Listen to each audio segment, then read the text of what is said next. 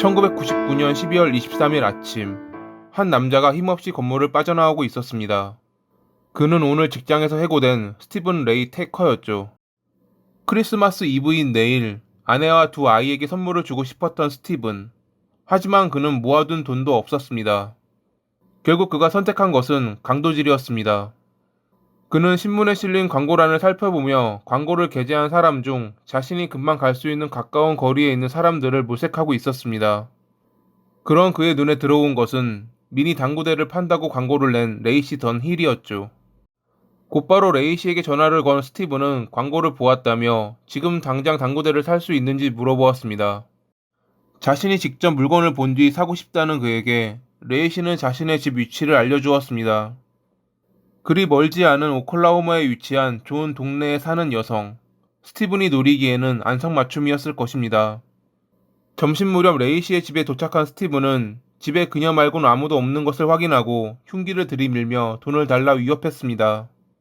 레이시는 집에는 돈이 없지만 현금 인출기에서 돈을 뽑아올 수 있다고 말했고, 스티븐은 그런 그녀에게 지갑을 가져오라 시킨 뒤 자신의 차에 태워 아무도 살지 않는 작은 오두막집으로 데려갔습니다. 의자에 그녀를 묶은 스티븐은 자신과 성관계를 하면 풀어주겠다고 말했고, 그녀는 어쩔 수 없이 고개를 끄덕였지만 처음부터 그는 그녀를 풀어줄 생각이 없었습니다. 자신의 얼굴을 본 피해자를 그가 살려둘 리 없었죠. 욕망을 채운 스티븐은 사망해 있는 레이시를 오두막에 놔두고 그녀의 지갑을 훔쳐 달아났습니다. 스티븐은 그렇게 그녀에게 훔친 카드를 사용해 가족들에게 줄 크리스마스 선물을 살 수 있었습니다. 그의 가족들은 자신의 남편, 아버지가 그러한 짓을 벌이고 선물을 사왔을 줄은 꿈에도 몰랐겠죠. 사건 발생 6일 후 레이시가 발견됐고 그녀의 카드를 사용했던 스티븐은 유력 용의자가 되었습니다. 하지만 경찰이 그의 집에 도착했을 때 그는 이미 도주를 한 상태였습니다. 미주리주로 도주한 스티븐은 며칠 동안 숲속을 돌아다니며 여러 집에 침입했고 운 나쁘게 그와 마주쳐 살해당한 집주인도 있었습니다. 테네시 주까지 도망친 스티븐은 훔친 차가 고장나자 견인을 불렀고 레이시의 카드로 견인비를 지불하려 했습니다. 당연히 이미 도난 카드로 신고된 레이시의 카드는 사용될 리 없었고 이상한 낌새를 눈치챈 견인기사 역시 그의 손에 살해당해야 했습니다.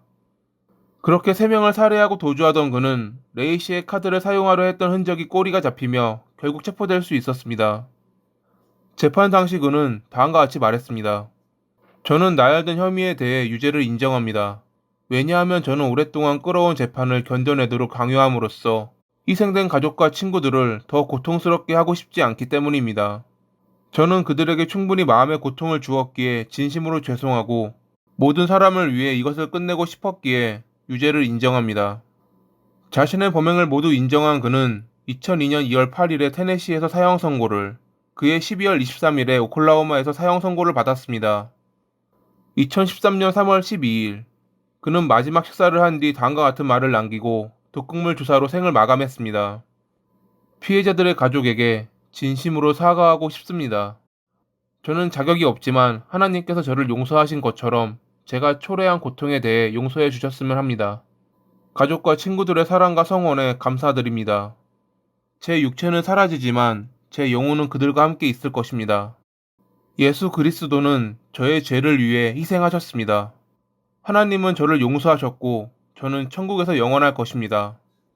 자기 가족의 행복을 위해 다른 이들의 행복을 무참히 짓밟은 그는 끝까지 이기적인 모습을 보여주었습니다.